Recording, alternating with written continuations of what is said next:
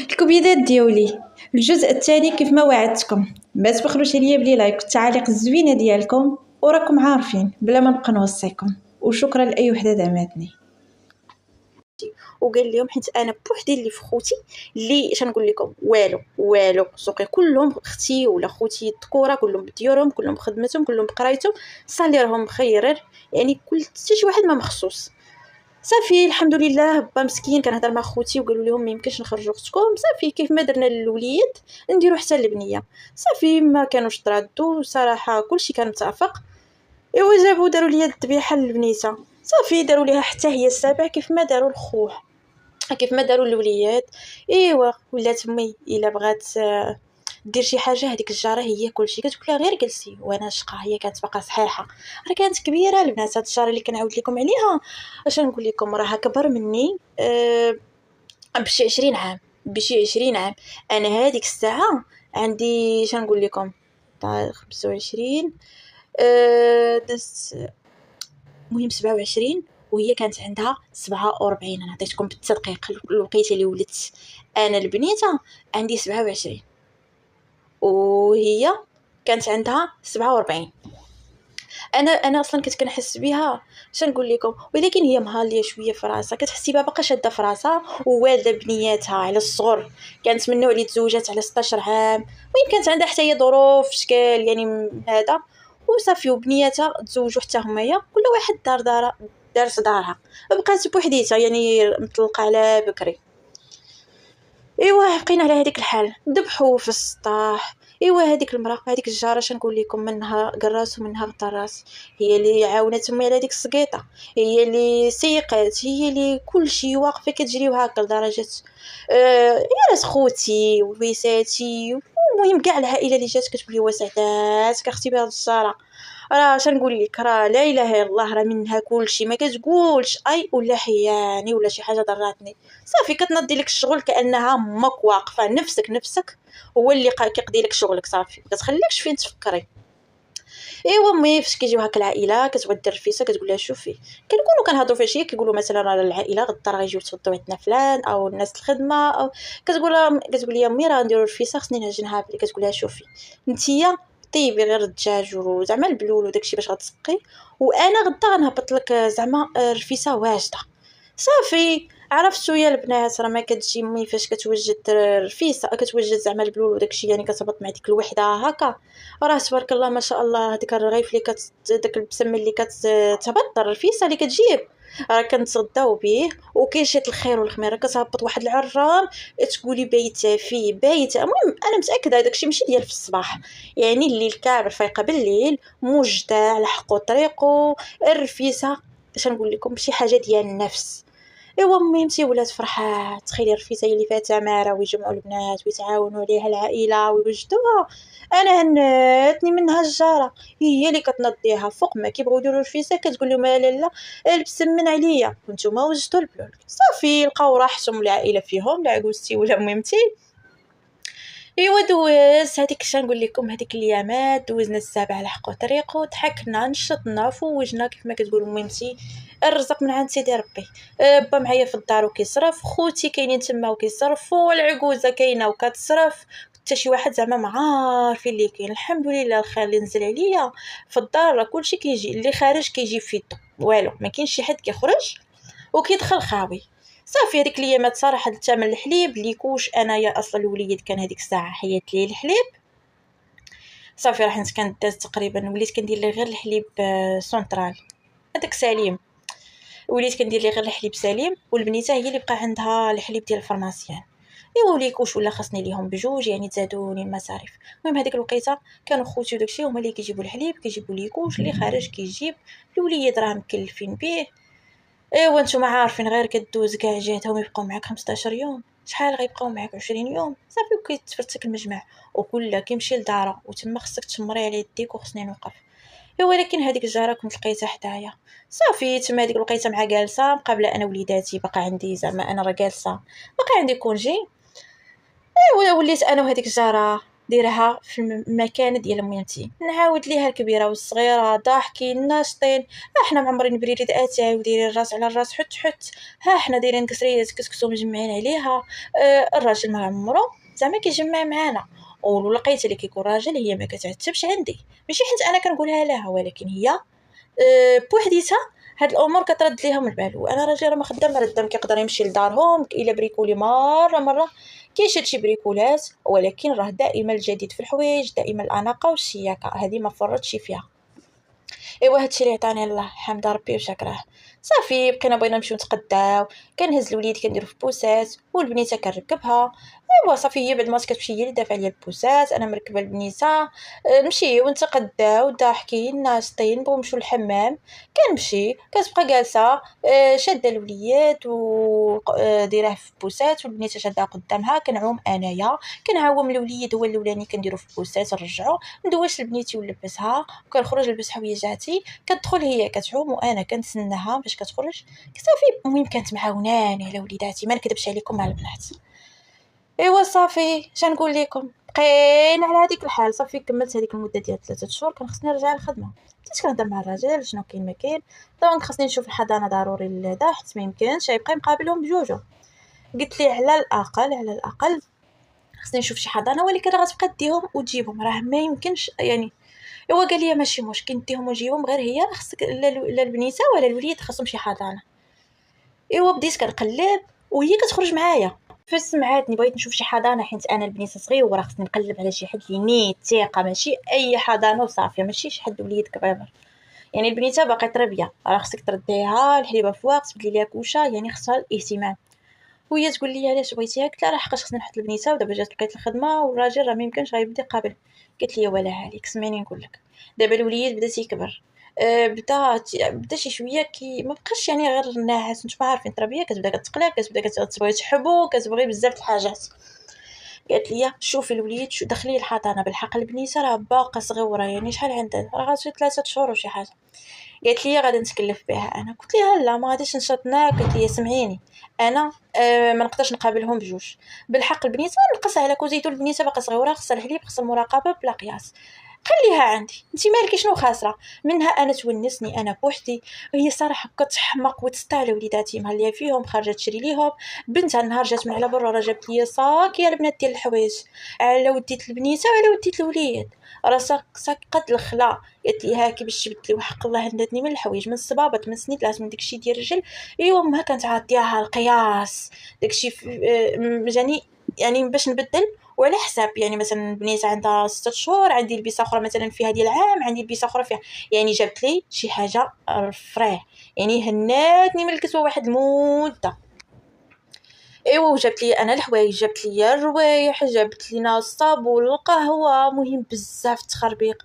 اما هذاك تخربيقه الحليب وداك تخربيقه الشامبوان ديال الترابيه راه ما خلاتش، ما جابت. المهم كان جابت لي واحد الصاك بعقله، صاك واش من صاك.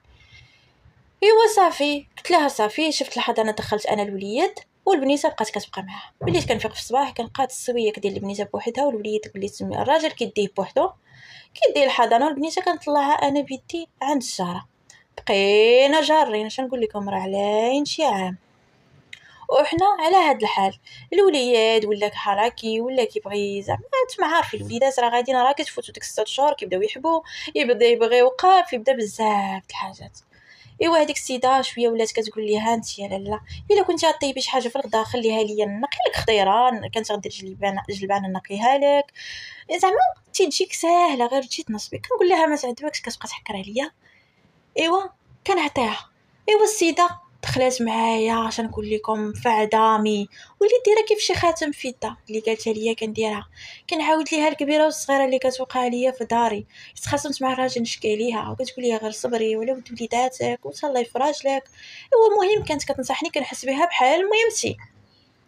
ما كنعاودش لدارنا اصلا، وخوتي حيت نهضر يقولوا لي انت اللي بغيتي النهار الاول. اما هذيك الجاره وليت كنحط عليها الراس، كنعاود ليها شنو كيوقع في داري. راجل بارد الكتاف، ما خدامش، كيدير ليا كيف عليا. الا تناقشنا هي الاولى كانت كتعرف. ايوا مشات ليا وجات ليا، مخشكم صافي لقيت راحتي، وانا كيف الهبيله.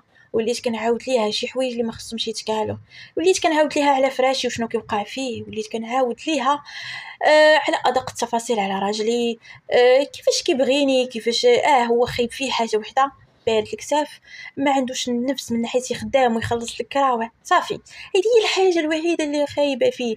راه ما يقول لي ماك لبستي، ما يقول لي ماك تعطلتي، ما يقول لي مالك خرجتي، ما يقول لي مالك ما جمعتيش الدار، ما يقول لي مال هذه خايبه ولا مرونه ولا مخسره، ما يقول لي علاش طيبتي ولا ما طيبتيش، الله يجعلني من ندير ليه يبرد اتاي ونخوي ليه.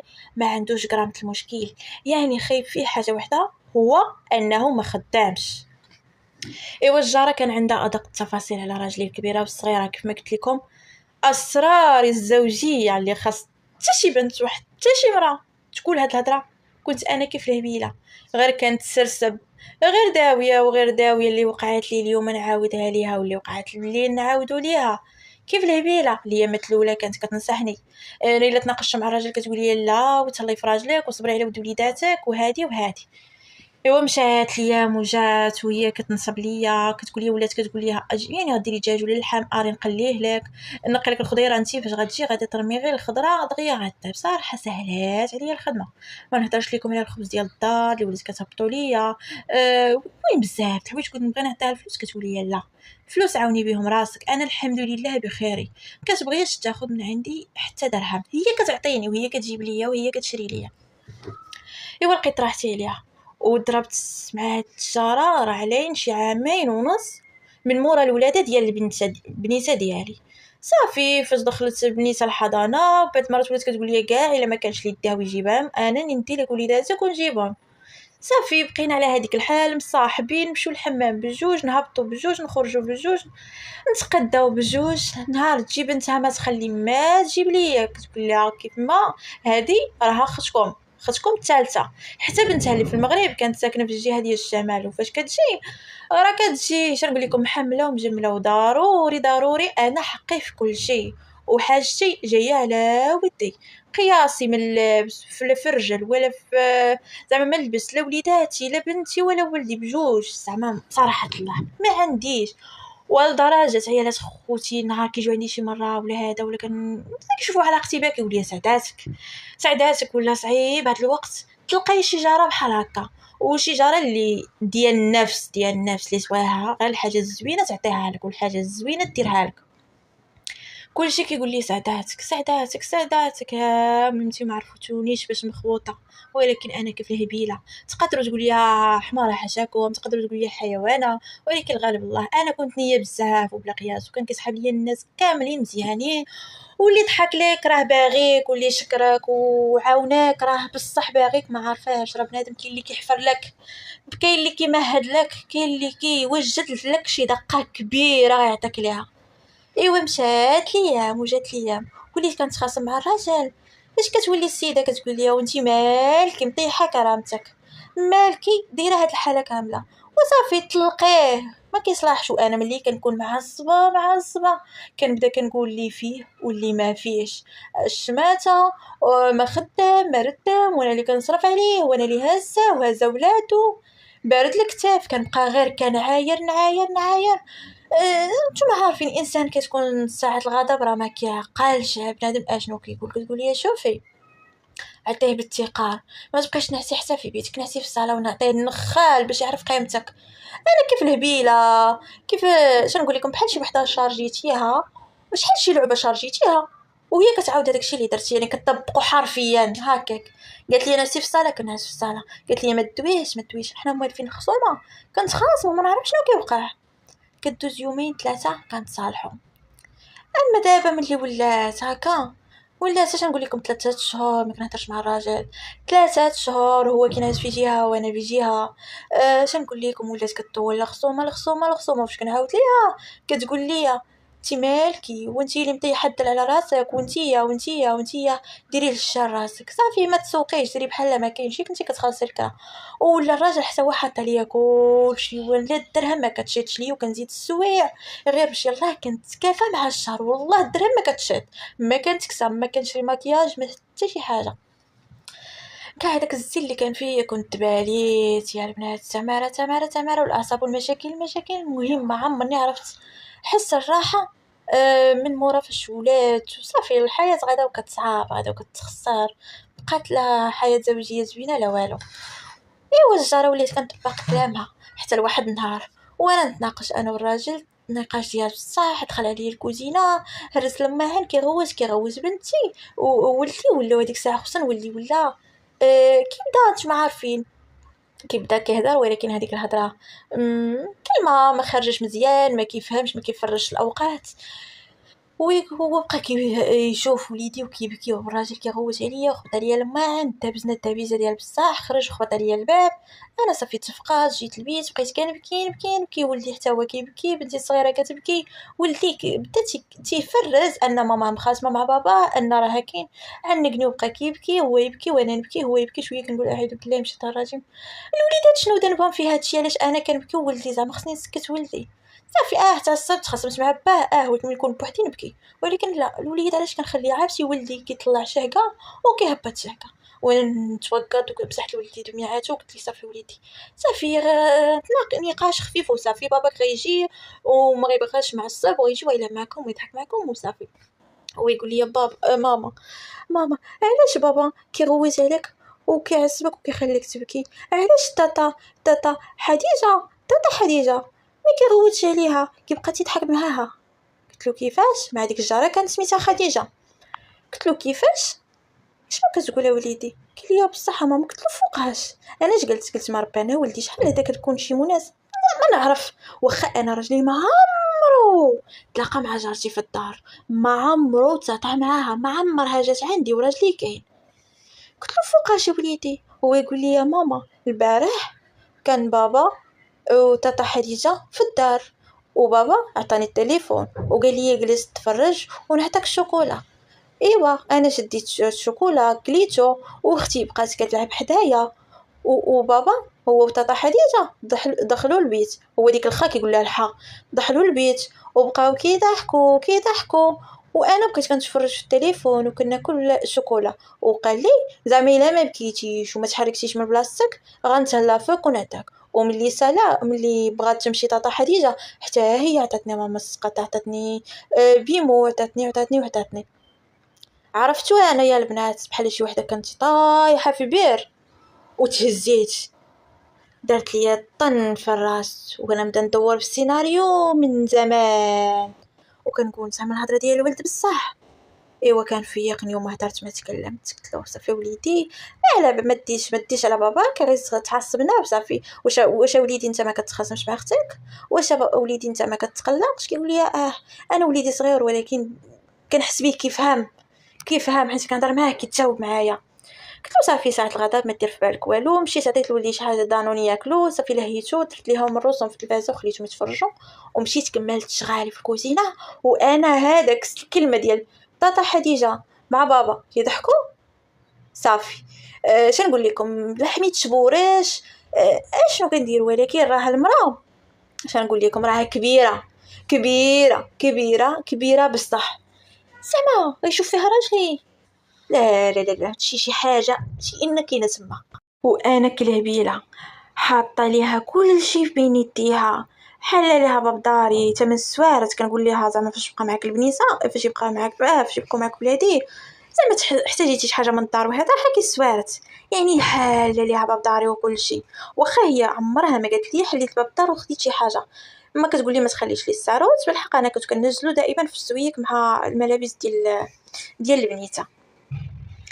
ايوا بقينا على هذيك الحال انا مشيت الخدمه وراسي كي طن هذيك الهضره مبغاش والو كنقول زعما نسى كلام ولدي ما رباني يكون فهم موضوع غلط ولكن بغيت نسى ليا ثم قررت انني نراقب صافي الغد الراجل حاولت نبرد كيف ما كنقولوا ماشي ساعات الغداء بهادي او ساعات نشد ليا نقطع لك صافي بديت كنرد البال التليفون انا التليفون انا ما عمري هزيت رجلي التليفون وقلبت ولا شي حاجه راه كيحطوا حدايا وكيضل حدايا والله ما كان حادي كيقيل يصوني وكيكون مثلا كيدواش ولا شي حاجه والله ما كنجاوب فيه صافي شي حاجه ديالي ما كاينلاش نبحث من موراه ثقه العمياء صافي بديت كنراقب التليفون واجي تشوفوا الصدمه الكبرى يا البنات واحد الليله خليته حتى نعس ماشي بعيد النهار اللي قال لي ولدي هذيك الهضره هذيك الليله لا والغد بالليل هز التليفون، هو كنلقاه كيتميسرجل معاها ويهضر معاها، وهي الحمارة شنقول لكم، ماشي هي الحمارة، انا اللي حمارة حاشاكم.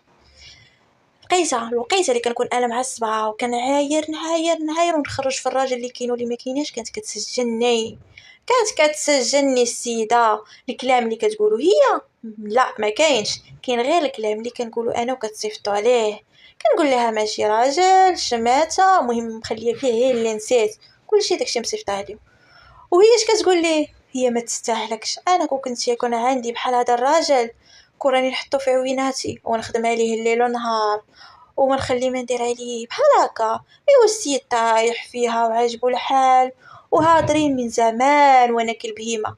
شحال نقول لكم يعلم الله علاقتهم فوقاش بدات وفوقاش خداو النيميرو التليفون ديال بعضياتهم، فوقاش كانوا كيتلاقاو وانا كيف البهيمه وسطهم ما عارفاش. كلو كان ولدي ما قال لي حتى حاجه نبقى معميه. قلت ليه واخا يا سيدي. صافي السيده دايره علاقه كيفكروا على انهم يقلبوا على شي طريقه باش انه يصدرني ويطلقني ويتزوج بها. قلت لها واخا يا لالا، باغا تزوجي بواحد تقادة ولدك، هذاك النهار هو اللي عمره ما يكون لك. وإلا كنت انا بهيمه وكنت حماره وحيوانه، اليوم غادي نوريك. شمرت على دراعي وقلت والله ما نخليها فيها. حسيت بالشمته وحسيت انا الشمته. عرفتي شنو راه ما كاين ما صعب من الشمته. راجلي شماته، راجلي ما كيخدمش، راجلي هذا، راجلي. ولكن حسيت بالشمسه من تجاهها. انا اللي فتحت ليها الباب وانا اللي حليت ليها وانا اللي عاودت ليها سرايري، انا اللي تقريبا عاودت ليها شي حوايج على راجلي وفراشي وداري، حتى وكان قربتها من راجلي. انا اللي كيف معميه. تما قررت نخرج منها كلشي. تماك قررت نخرج منها العسل والزبده. بالحق خاصني نتقل والرزن باش نعرف راسي من رجليا. اول حاجه درت هي البنات، كنت مشيت عند خويا الكبير وعيطت ليه وتلاقيتو على برا وعاودت ليه من الاول حتى الاخر، ما خبيت عليه حتى كلمه. قلت له شوف اخويا ما تغوت عليا، ما تسبني، ما حتى حاجه، انا عارفه راسي غلطه، ولكن سمعني شنو غنقول لك ليا. اش غنقول لك اختي، والله يدير لك شي تاويل ديال الخير. صراحه كنا غالطين فيها كاملين. كانت كتبان مرا بعقلها راه صافيه، راك تشوفيها كتحطها هي ميمتي وعكوزتي تقادات وحده، راه مرا مزنا بعقلها مصوابه متيويله مخلطين فيها الدعاوي، ما تخلاتش لينا فين نشكو. قلت لي اسمعني اش غنقول لك، انا غنراقب وانت انا وانت على اتصال. انا غنشوف واش كيتلاقاو في داري واش كيتلاقاو في دارها، غنحصل الوجيبه اللي غيكونوا مع بعضياتهم. غنصوني لك هبط لي البوليس انهم يجيو يشدوهم بجوج بيهم وما نبانش انا في الواجهه، ما يعرفونيش بلي انا اللي عيطت للبوليس، حيت انا عندي خطه جهنميه. انا راجلي غنشدو، ما غنعطيش هذيك الفرصه لانني غنطلقو ونخليه يمشي ويتزوج بها. لا يا البنات، انا غندير ليه العصا في الرويضه. ايوا تما قال لي خويا انا معك، اللي درتيها انا معك وعمري ما غنتخلى عليك. صراحه طلا خوتي كاملين بيهم في كتافي، ليه خداهم عليا وصافي. ايوا مشيت الغد، فقت في الصباح عادي، قديت دويرتي، وجدت فطوري، فطرت، بدلت حويجاتي، طلعت البنيته لعندها. ديك الساعه كانت زعما غادا ديها الحضانه مع خوها. كتبقى معاها هي. الوقيته زعما وليداتي بجوج كانوا كيمشيو للحضانه، ولات هي اللي كديهم، كيطلعوا ديك الوقيته كيبقاو معاها حتى كديهم. المهم هي اللي تقريبا شنقول لكم ولات هي المراه، هي مولات الدار، هي مولات الوليدات، هي مرت الراجل، هي حسره. انا كيف البهيمه عطيتها كل شيء. ايوا مشيت لخدمتي صافي، الناس عند بالهم الامور كامله كيف ما هي. انا غاده مشيت لخدمتي، دوزت تقريبا واحد ساعتين. المهم وصلت هذيك الجويه 10 ديال الصباح. مشيت عند الشاف قلت له عافاك انا مريضه وعيانه وفي الدوخه ما غنقدرش نكمل، بحكم انني عمري ما غيبت. السوايع كنزيدهم، كنقول لهم فين ما كيكونوا السوايع زايده زعما انا محتاجه الفلوس، دائما حطوني في السوايع الزايده. ما عمرني جلست مناسبات، ما عمرني كيف البنات، كاع البنات يجلسوا، كاع البنات يشدوا الكونجيات، كاع البنات يسافروا، كاع انا والو. ما يمكنش يقول لي لا ولا يرفض لي، قال لي صافي سيري لدارك ترتاحي وحتى الغدا وجي، وحتى لما وليتي شويه ماشي مشكل. قلت له صافي حنا على اتصال بيناتنا. صافي هزيت راسي مشيت شديت الطاكسي، هبطت باب العماره، داخله بسكات يا البنات، حيت صندالتي من رجلاتي، الباب سديته بشويه ما يتسمعش، باب العماره تسد. طالعه كنتسلت بشويه بشويه. انا شنو كنت ناويه هذيك الساعه؟ شنو كنت ناويه ندخل الكوزينه ولا البيت ولا شي بلاصه ونتخباه ونشوفهم واش غيجيو بجوج لداري. الا ما جاوش لداري دونك كيتلاقاو في دارها، زعما غير نبدا نفرز فين كيتلاقاو ونعرف ادق التفاصيل. دخلت حليت الباب بشويه، دورت الساروت، ومع انا راه حاطه ليها السوارت، انا دايره الدوبل ديال الساروت ديال الدار، هي ما عارفاش راني دايره الدوبل، عند بالها غير السوارت اللي كنخليهم عندها واحد، حيت دائما حتى كنطلع عندها نجيب السوياسات ونجيب هذا كنهبط نحل. فتحت الباب بالسكات كندخل، دخلت كنتسلات بشويه بالسكات، عرفتي دخلت يا البنات وانا كنسمع واحد ضحكه عرفتي راه عجيبه. تما عرفت القضيه حامضه، وهادشي اللي انايا جايه عليه ما كنتش كنتظر انني غنجي وفي هذيك الوقيته، يعني 10 ديال الصباح غنلقاهم في داري وفي بيتي وفوق فراشي. وليداتي كانوا هذيك الساعه مدياهم الحضانه، هما واخدين راحتهم وعايشين الحب والغرام في داري وفي فراشي وفي بيت النعاس ديالي. ايوا تما قلبي بدا تيضرب، من كلشي لكم راه الداخل ديالي راه كيتقطع وبقى فيا الحال، وراه فيا ما نغوت وندخل نحيا عليهم ولا داكشي ما مسلكش. ايوا رجعت صافي، كنت ناويه ندخل زعما وندير ملي لقيتهم بجوج وتما في البيت، رجعت خطويت على مالهم حسوا بيا والو، اصلا ضحكهم وداكشي ديالهم ما حسوش بيا.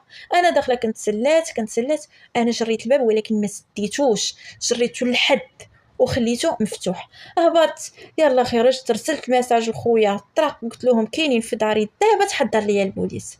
صافي هبطت لتحت العماره لتحت وعاودت صونيت لخويا، هضرت مع ابي قلت له راه كاينين ولكن بغيتهم يجيو دابا البوليس وما ديروش الحس باش انني نشدهم يعني تشدهم، يعني تابت عليهم كل شيء. قال لي يا خويا ولا عليك، انا دابا نكون عندك. وهو اصلا كان عنده شي صاحبه في البوليس، كان قال له راني محتاجك، نبغي نحيط لك تكون عندي في البلاصه.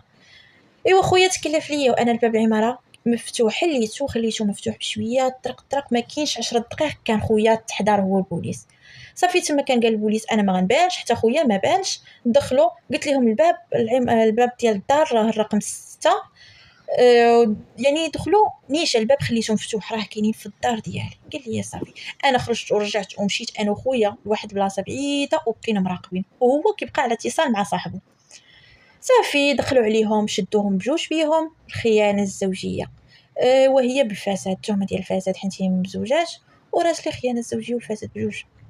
داوهم خرجوهم هكاك بلبسهم بحالتهم، شو هي البنات الحومه كامله كطل شنو واقع، وانتم عارفين عباد الله غير يجي يوقف شنو واقع كل المهم كان كل شيء عرفهم، كل شيء عرف ان هذيك خيتي حصلات مع راجلي.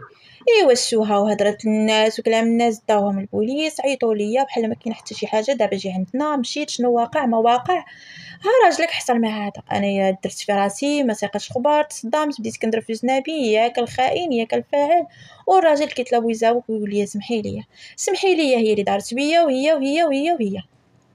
ايوا تما قال لي هذاك البوليسي اشنو غديري، واش غتسمحي راجلك ولا غادي يتشد؟ انا قلت له راجلي وبات ولادي وكنبغيه وكنحماق ونتسدى عليه، غلطه ودازت، انا كنسمح ليه ولكن قلت له غادي توعدني عمرك تعاود هاد الغلطه. قال لي انا مزوقه فيك غير سمحي لي، عمر داوت لي عاود. قلت له واخا، سمحت ليه. وهي كانت تحكم عليها المده ديال 3 شهور. كانت عيطات البنت هذيك اللي في المغرب وبغات زعما تجي وتعطي الفلوس، وهذا بنتها كانت مرضات وما بغاتش تسيق لراجلها ان امها شدوها على الفساد وانها في هذا. كانت قطعات عليها قطعات الحس وما جا عندها حتى حد، وهي راه ما كان عندها حتى حد، كانوا بناتها بجوج هما اللي هازينها. يقدروا يصيفطوا ليها الفلوس ولكن باش غيجيو يوقفوا عليها حتى يخرجوها ما كاينش. ايوا صافي انا ما تسوقت، خرج راجلي وتماك راجلي داروا بيه خوتي وعطاوه على شي دور ديال بصح، وقالوا لي هذه هي الثقه وهذا زعما بابا بدلتيها بشرفه بعدا. هذا قال لهم هي اللي كتطلع وكتعاود ليها هي اختك اللي كتقول انا راه ماشي راجل انا شماته. يمكن كذبش عليكم، انا عرفت راسي غلطه ماشي ما غلطاش، ولكن قلت له حتى دابا انا غلطه وانت غلط، انت خنتيني ودرتي يعني خيانه ومشيتي لوليت وسمحت لك، دونك صافي انت غلطتي وانا غلطت. قال لي مسامح كريم. صافي سدينا هذاك الموضوع، قررت انني نبدل هذيك الدار، بدلت ومشيت سكنت حدا ميمتي وحدا عكوزتي، قلبت على دار بعقلها سكنت حدا ميمتي. المهم الدرب كامل كنعرفو الداخل والخارج كلشي محظي. ايوا بعد على الاقل نبقى قريبه لخوتي. صافي مشيت سكنت تما، هي تشدات المده ديال 3 اشهر. انا بقيت على مع راجلي بالحق، درت اتونسيون وجمعت راسي وعرفت راسي من رجليا، وقلت الراجل ليا غتخدم وتقد 50 50 50% ديالك و50% ديالي، بغيتي مرحبا ما بغيتيش غتكون هضره وحده اخرى. المهم كنت كنحاول غير نخليه ما نخليش الفرصه تيرجع لهذيك خيتي، وهذيك الساعه يحن مولانا. المهم عرفت الراجل انه ما كيسواش وانه خائن، حديت راسي منه، ولكن ما بغيتش انني نسمح فيه ولا نطلقه يمشي يتزوج بهذيك خيتي. حيت هذيك خيتي كانت قايله لي غتكلف بكل شيء وغتعطيني حقوقي اللي غتحكم في المحكمه، هي لا تخلصها، نفقه ولادي هي لا تخلصها. كانت باغا تشريه يعني شارياه، عاد انها كانت شاري لي واحد التليفون اخر ما كاين. المهم هادشي عاد كنت حصلته من بعد. ايوا السيد كان واكل فيها وشارب وعايش معها الحياه وما على بالوش.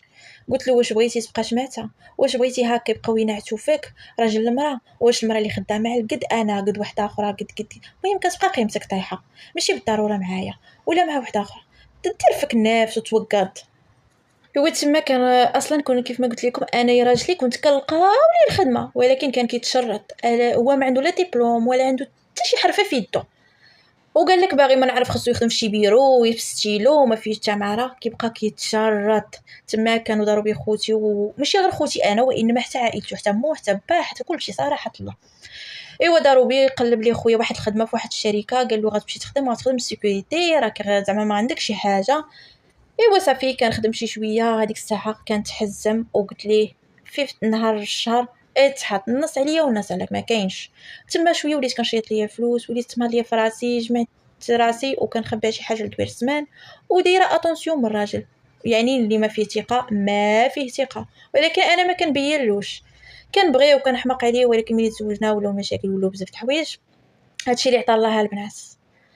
وانا شاركت معكم حكايتي تقريبا بادق تفاصيلها، باش تكون العبره لكم. اول حاجه اللي تيخ في الجارات، وياكم تحلوا بابكم لشي حد، وياكم تعاودوا اسراركم يا البنات، اسرار داركم، اسرار فراشكم، اسرار مع رجالاتكم، ولا حتى واحد اسرار بيتك تبقى في بيتك. مالك اختي على حالتك، ما تستعطوش الفرصه شي حد يضحك عليكم كيف ما طرا ليا، اللي بقات فيا الشمس دابا انا كنتفكرها كتبقى الشمس كتاكلني.